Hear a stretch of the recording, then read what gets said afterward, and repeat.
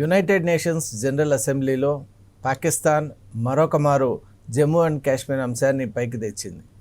అలాగే ఈ అంశాన్ని సర్ఫేస్ చేయడంలో పాకిస్తాన్కు ఉన్నటువంటి దురాగతం ఏదైతే ఉందో మళ్ళీ దాన్ని మరొక మారు అక్కడ తన విషయాన్ని కక్కేటువంటి ప్రయత్నం చేసింది.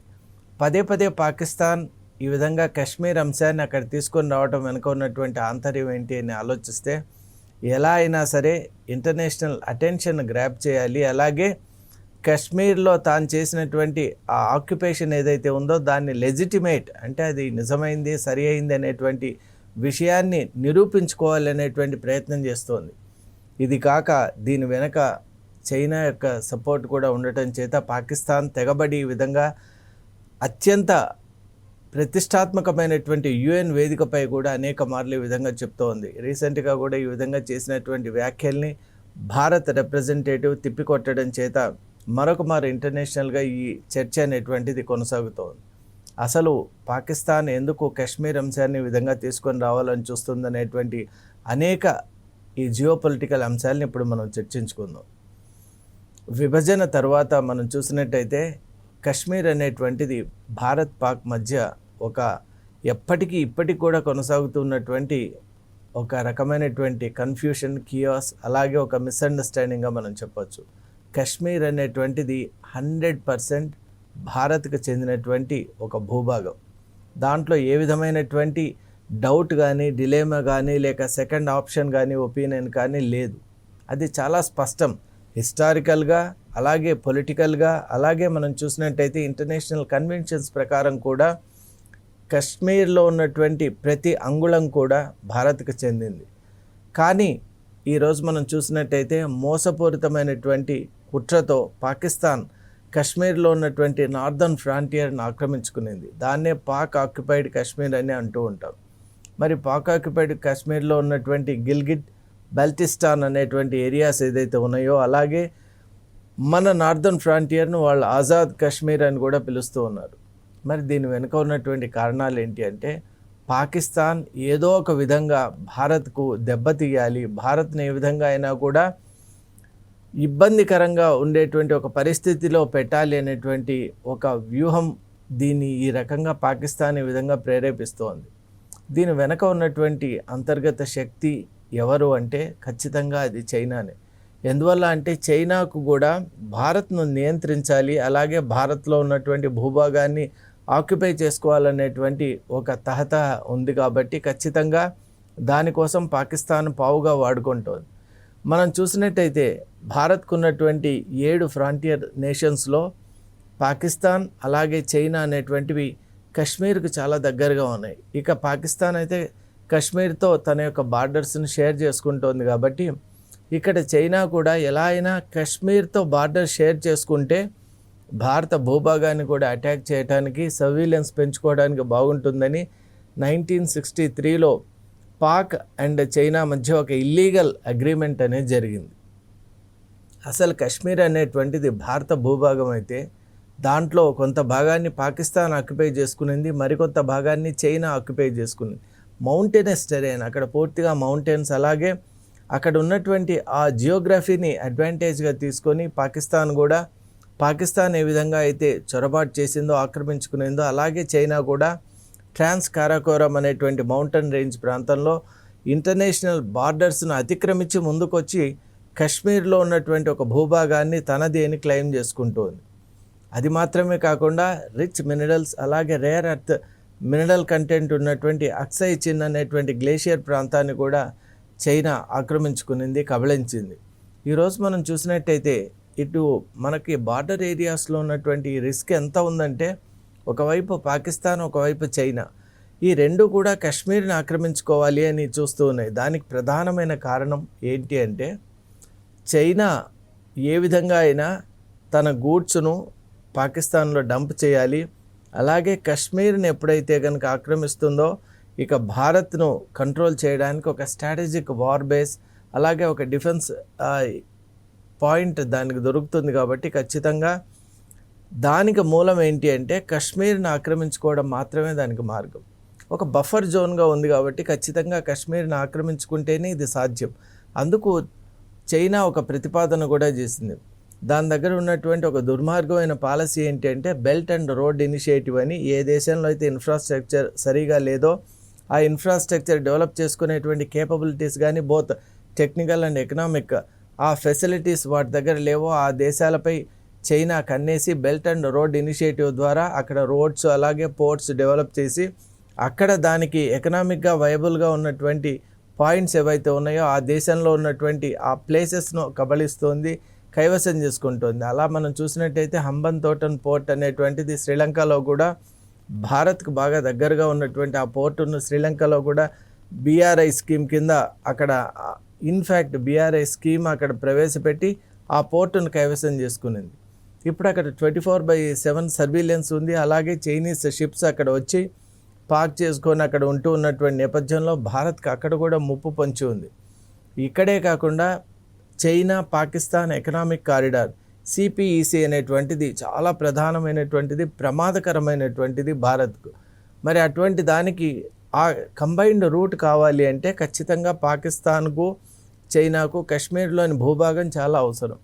అందువల్ల సిపిఈసి సక్సెస్ కావాలి అంటే భారత్లో ఉన్నటువంటి ఈ భారత్ భూభాగమైనటువంటి కశ్మీర్ను చైనా అండ్ పాకిస్తాన్ కంబైన్డ్గా తీసుకోవాలి. అలాగే ఆ జాయింట్ వెంచర్ కొనసాగాలి అంటే భారత భూభాగాన్ని కలుపుకోవాలి.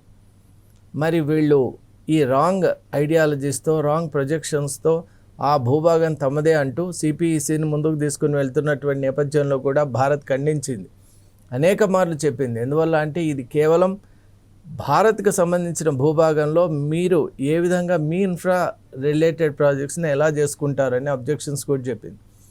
ఈరోజు మనం చూసినట్టయితే యునైటెడ్ నేషన్స్ జనరల్ అసెంబ్లీలో పాక్ ఎప్పుడైతే ఈ అంశాన్ని లేవనెత్తిందో భారత్కు చెందినటువంటి మన రాయబారి అంబాసిడర్ చాలా గట్టి రిప్లై ఇచ్చారు, గట్టి రిబటల్ చేశారు. దానికి కారణం ఏంటంటే కశ్మీర్ అనేటువంటిది it is purely and internal matter to India. ఇప్పుడు పాకిస్తాన్లో కానివ్వండి, చైనాలో కానివ్వండి, ఇప్పుడు బీజింగ్ కానీ, చైనాలో ఉన్నటువంటి ఏదైనా ఒక రాష్ట్రం గురించి మనం మాట్లాడితే చైనా ఊరుకుంటుందా? చైనాలో ఉన్నటువంటి బార్డర్ ఏరియాస్ గురించి మాట్లాడితే చైనా ఊరుకుంటుందా? అలాగే పాకిస్తాన్లో కూడా ఇప్పుడు 101 ప్రాబ్లమ్స్ ఉన్నాయి. అసలు బలూచ్ లిబరేషన్ ఫ్రంట్ బలూచిస్తాన్ అనేది ఇండిపెండెంట్ కంట్రీ అని అంటోంది. మరి ఆ సమస్యను పాకిస్తాన్ పరిష్కారం చేసుకోవాలి కానీ లేనిపోని విధంగా ఇక్కడ అసలు లేని అన్ఫౌండెడ్ ఒక థియరీని ప్రవేశపెట్టి కశ్మీర్ని తన యొక్క ఇంటెగ్రల్ పార్ట్ అని చెప్తుంది. ఏ విధంగా కశ్మీర్ అనేటువంటిది ఇంటెగ్రల్ పార్ట్ చెప్పమంటే పాకిస్తాన్ చేసేటువంటి వ్యాఖ్యలు ఎంత చైల్డిష్గా ఉన్నాయో మనం అర్థం చేసుకోవచ్చు. కేవలం డెమోగ్రాఫిక్గా అక్కడ ఉన్నటువంటి Muslim majority country Pakistan Islamic country కాబట్టి ఇక్కడ కూడా ముస్లిమ్స్ ఎక్కువగా కశ్మీర్లో ఉన్నారు కాబట్టి అది తన దేశంలోని భూభాగం అని అంటోంది. How illogical it is. అలాగే మనం చూసినట్టయితే కశ్మీర్ అనేటువంటిది తన యొక్క సర్వైవల్కు చాలా ముఖ్యం. ఎందువల్ల అంటే కశ్మీర్లో ఉన్నటువంటి రివర్స్ ఇండస్ కానివ్వండి, రావి కానివ్వండి, చీనాబ్, ఇవన్నీ రివర్స్ కూడా ముఖ్యంగా ఇండస్ అనేటువంటిది పాకిస్తాన్కు చాలా ముఖ్యం. మరి ఆ రివర్ వాటర్ అనేటువంటిది కావాలి అనేటువంటి నేపథ్యంలో ఆ ఏరియా అంతా కూడా మాదే అని అంటుంది. మరి ఇంకోటి కూడా మనం చూసినట్టయితే పాకిస్తాన్ చైనాతో కొన్ని రకాలైనటువంటి ఒప్పందాలు చేసుకునేది. దాని ప్రకారం చైనా ఇప్పటికే ఏమంటోంది, నార్త్ ఈస్టర్న్ స్టేట్స్లో ఒకటైనటువంటి అరుణాచల్ ప్రదేశ్ కూడా జంగ్జియాంగ్ అనేటువంటి పేరుతో అది మా చైనాకు సంబంధించినటువంటి ప్రాంతం అంటోంది. ఎందువల్ల అంటే అక్కడ కూడా టిబెటన్ పాపులేషన్ ఎక్కువగా ఉన్నారు కాబట్టి ఖచ్చితంగా చైనా అనేటువంటిది టిబెట్ వాళ్ళ చేత ముప్పు ఉంది కాబట్టి ఆ ప్రాంతాన్ని కూడా కైవసం చేసుకోవాలనేటువంటి ఒక ప్రయత్నం చేస్తుంది. ఇలా రకరకాలైనటువంటి వాళ్ళకు సంబంధించిన వెస్టెడ్ ఇంట్రెస్ట్తో భారత్ భూభాగంపై ప్రయత్నం చేయటం అనేటువంటిది ఎంతవరకు సమంజసం? ఇప్పుడు మనకు ఉన్నటువంటి ఫ్రాంటియర్ ఏరియాస్ను మనం మిగతా దేశాల్లో ఉన్నటువంటి ల్యాండ్ మాస్ను మనదే అని మనం అడగటం లేదే. ఇప్పుడు టిబెట్ని ఆక్రమించుకునింది చైనా అక్రమంగా. మరి అక్రమంగా ఆక్రమించుకున్నటువంటి ఆ టిబెట్తో చైనా చేసుకున్నటువంటి ఒప్పందం ఏంటి? అసలు అటానమీ అంతా కూడా టిబెట్కే ఉంటుంది, టిబెట్ కల్చర్ ఉంటుంది, టిబెట్ లా ఉంటుంది అని చెప్పినటువంటి చైనా 1951 నుంచి ఆ యుద్ధంలో చైనా టిబెట్పై ఆక్రమణ చేసింది. 56లోనే తన యొక్క నేషనల్ లాను ప్రవేశపెట్టింది. దానికి వ్యతిరేకించిన వాళ్ళందరినీ కూడా పంపించేసింది. ఇప్పుడు మనం చూస్తున్నాం 59 నుంచి కూడా టిబెట్ ఆ దలైలామా గురువు అయినటువంటి దలైలామా కూడా భారత్లోని ధర్మశాలలో ఆశ్రయం పొందుతూ ఉన్నారు.